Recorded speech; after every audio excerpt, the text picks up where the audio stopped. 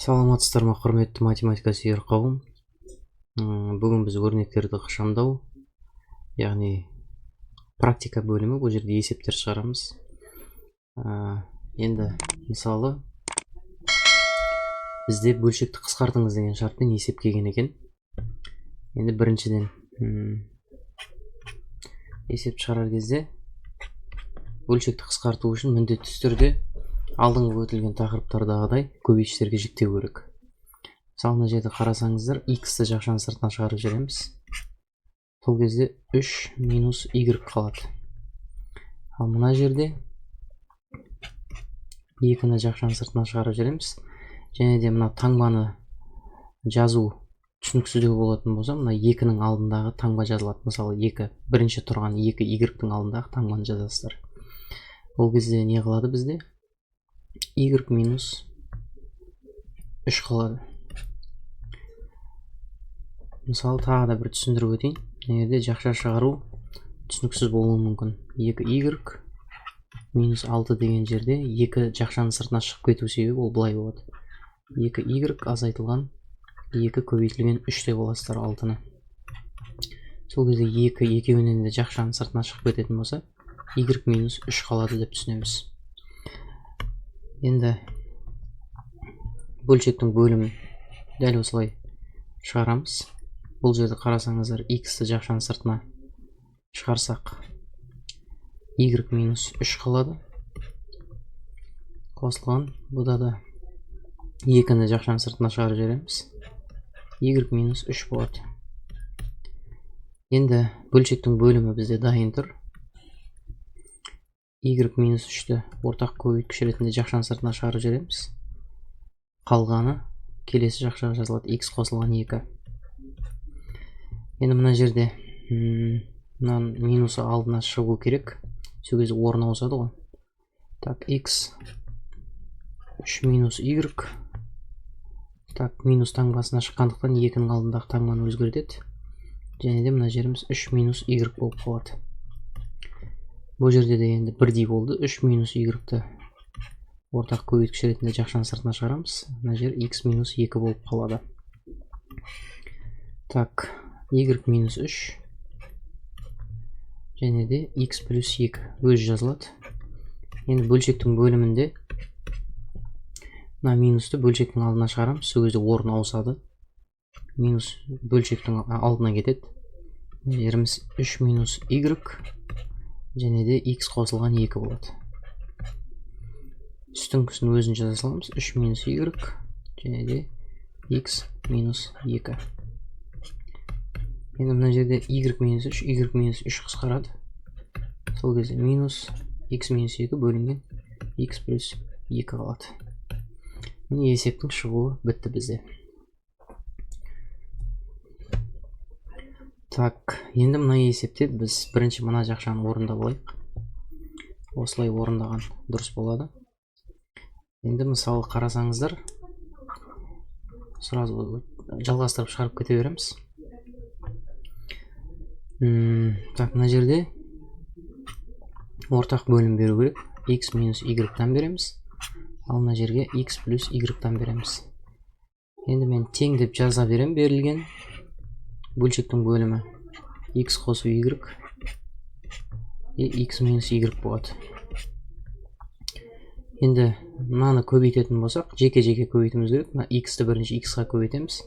X-тің квадраты. X-ті минус y-ға көбейтсек, минус x y болады. Минус y-ті x-ға көбейтсек, минус x y болады. И минус y-ті минус y-ға көбейтеміз, y квадрат болады. Қосылған тура солай x-ті x-ға көбейтеміз, x квадрат. Қосылған x y болады. Қосылған мына x-ті y-ға көбейтсек, x y болады. Қосылған y квадрат. Енді ұқсас мүшелерді біріктіреміз, яғни қосылатындар қосылу керек, қысқаратындар қысқарады. Таңбалар қарама қарсы болғандықтан минус x y плюс x y-тар қысқарып кетеді. Мына жерде x квадрат бар бізде. Ол екеуі қосылады.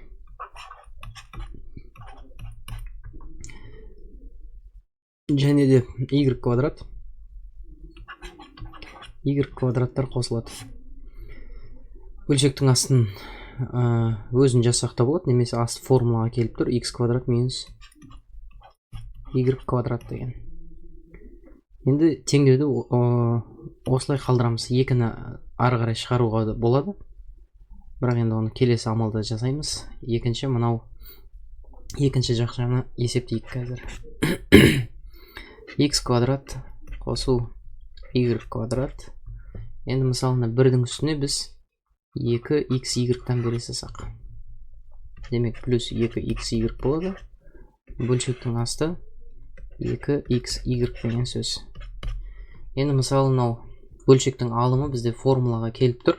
Оны былай жазып алсақ түсінікті болады. Қосу 2xy қосу y квадрат. Қысқаша көбейту формуласы.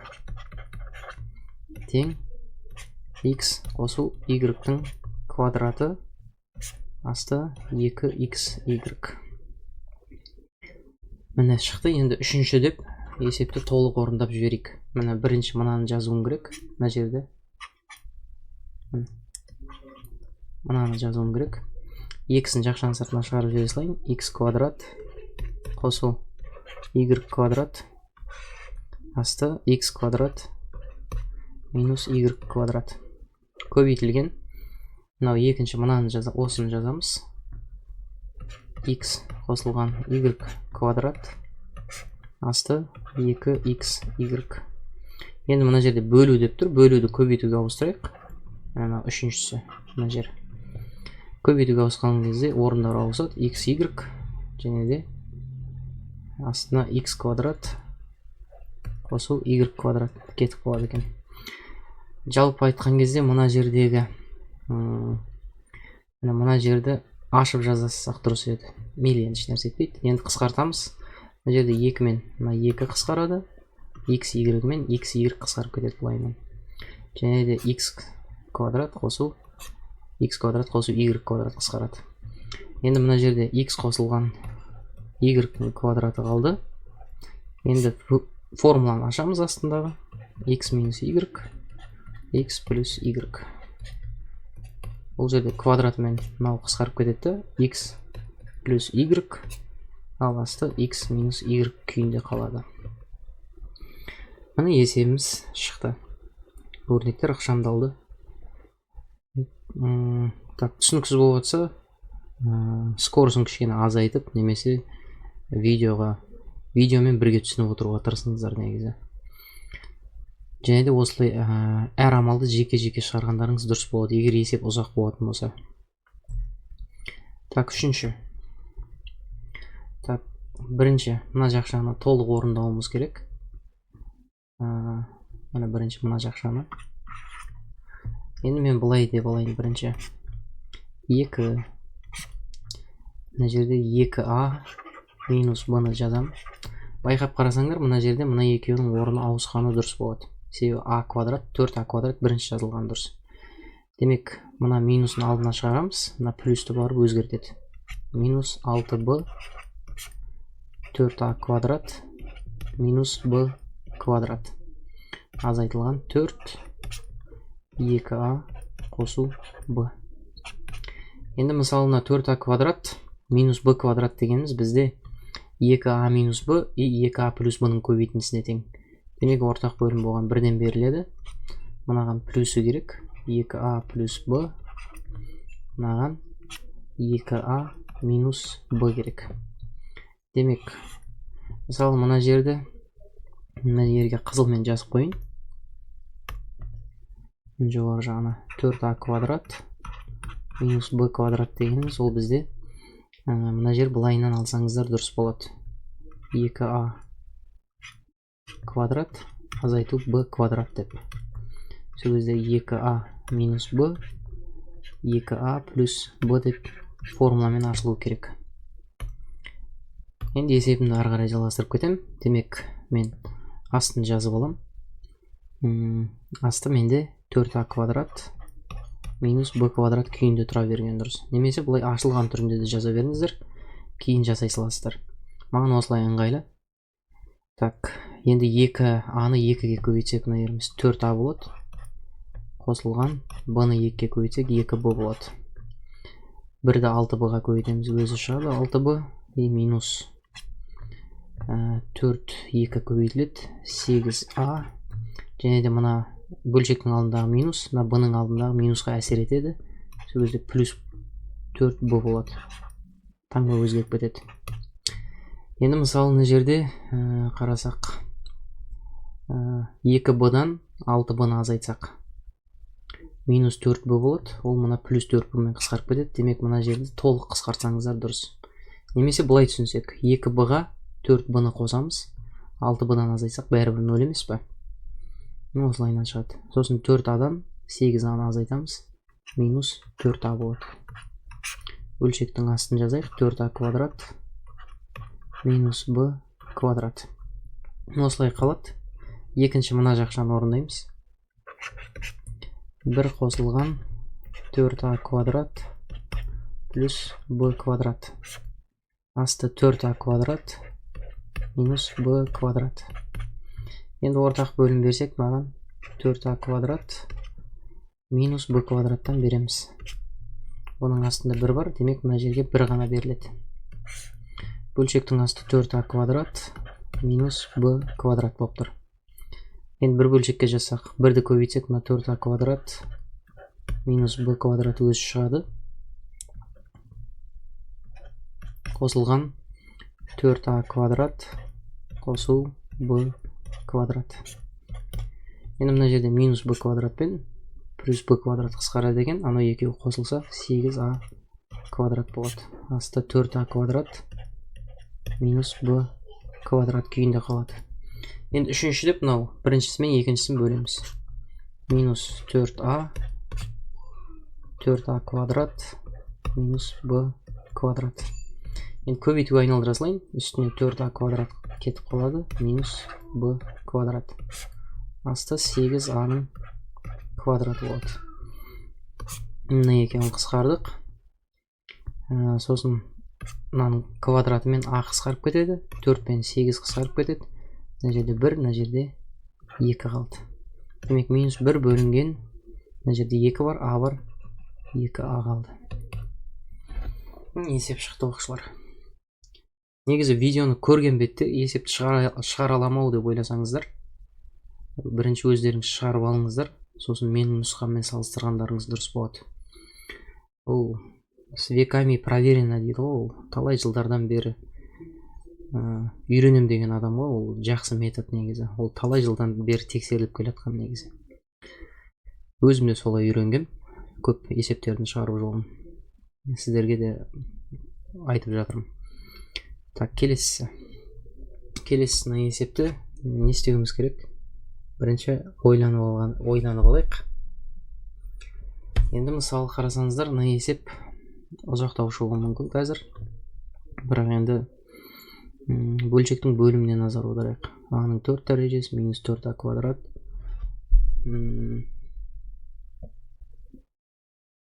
плюс 8a квадрат дейді. Енді мысалы қарасақ, жіктейтін болсақ, так, a-ның 4 дәрежесі 8, так, 4-ді 2-ке көбейтсек. Мына жерге былайынан қарасаңыздар, бір нәрсе байқауға болады. Асын жазып алайын осылайынан. a-ның 4 дәрежесі қосу 8a квадрат қосу 16. Және де мынау минус 4a куб минус 16a-ны жазамыз астына. Енді үсті тұра берсін. Бұл формулаға кеп тұр негізі, бұны жаза салу қиын емес. Теңдейік. Енді мысалы қарасаңыздар, мына жер бізде формулаға кеп тұр. a-ның 4 дәрежесі дегеніміз ол бізде a квадраттың квадраты болады, қосылған 16 дегеніміз ол 4-тің квадраты. Бұлайынан жазылып тұр есеп. Минус, мына жерде 4a-ны шығарып жібереді екенбіз. 4a-ны шығарып жіберсек a квадрат плюс 4 болып қалады. Енді үсті өзі жазыла берсін. А-ның 4 дәрежесі минус, немесе бұны түсінікті тілде былайынан жазайық. А-ның квадратының квадраты и 16 деген 4-тің квадраты деп. Бұл жерден де а квадрат минус в квадратты байқауға болады. Енді мына астыңғысы топтау әдісі болып тұр. А квадрат қосу 4-ті жақшаның сыртына шығарып жіберсек, мына жерде а квадрат қосу 4-тің біреуі қалады. Азайтылған 4а қалады. Жақсы есеп екен, жақсы қарастырылған. Демек, мынау а квадрат минус 4 және де келесі а квадрат қосу 4 болады. Демек, бұлайынан қысқартып жіберсек, мынау а квадрат минус 4 дегеніміз тағы да формулаға келіп тұр. Оны а минус 2, а плюс 2 деп ашамыз. Ал бөлшектің астындағы а квадрат минус 4а плюс 4-імізде формулаға келіп тұр. А минус 2-ның квадраты. Демек, квадратпен мынау а минус 2-ні қысқартып жібереміз. Сол кезде а плюс 2 және де а минус 2 шығады екен. Есебіміз шықты, өте әдемі есеп екен. Маған ұнады, бірінші рет шығарып тұрмыз. Так, келесі есебіміз бұл жерде енді кішкене бір ыңғайлылау жолын табу керек мына жерде. Мен қателеспесем формуласын ашқаным дұрыс болады. Так, тең дейміз. Мына жерде топтау әдісіне кетіп қалады дейтін болсақ, x плюс 2, y минус 2 болып тұрады. Лучше жақшаны ашайық мына жерде. X квадрат. Басқа нәрсе көріп тұрған жоқпын.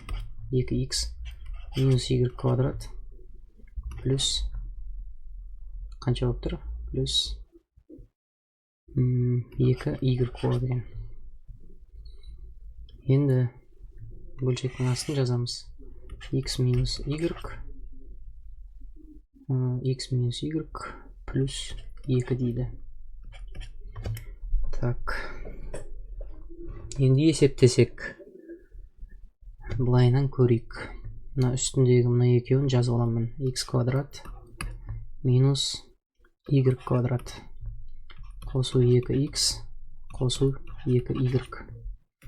Асты өзі жазылып, дым істемейміз бұл астына.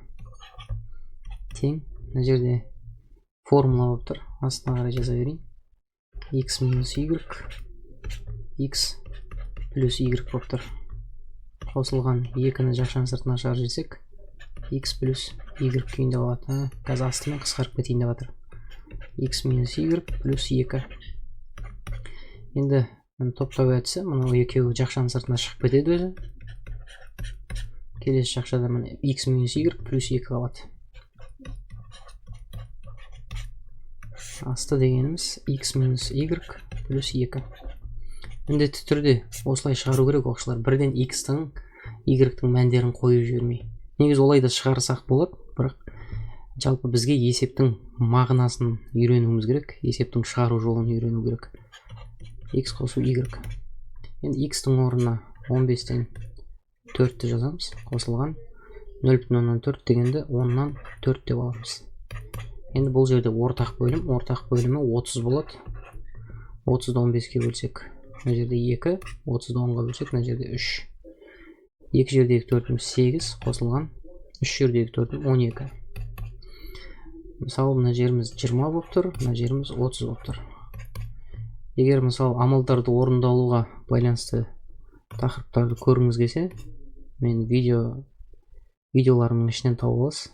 Плейлистке кіріп 5-ші сынып деп жазсаңыз, плейлистті өзі 5-ші сынып деген бар, соның ішіне кіріп үйренсеңіздер болады. Так, 3-тен 2 деген жауап шықты. Бұл да есеп өте жақсы екен. Байқап қарасаңыздар, өрнектер ықшамдалып жатыр и көбейткіштерге жіктеліп жатыр әлі де.